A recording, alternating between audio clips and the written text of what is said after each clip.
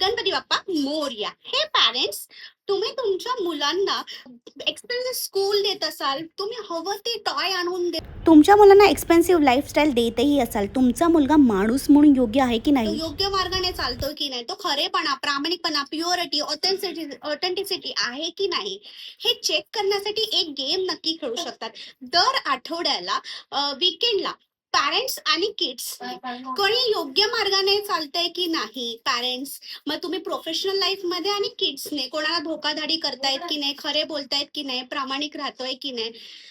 So हे parents आणि किड्सने दोघांनी काउंट करायचं आणि चुकून चुकीचं कर्म झालं तरीही सांगायचं आहे, खोटं बोलायचं नाही, प्रामाणिकपणे.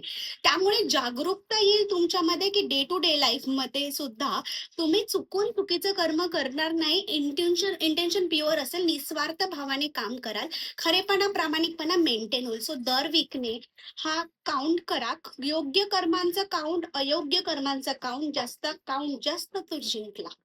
सो हा गेम प्रत्येक पॅरेंट्सची जबाबदारी आहे.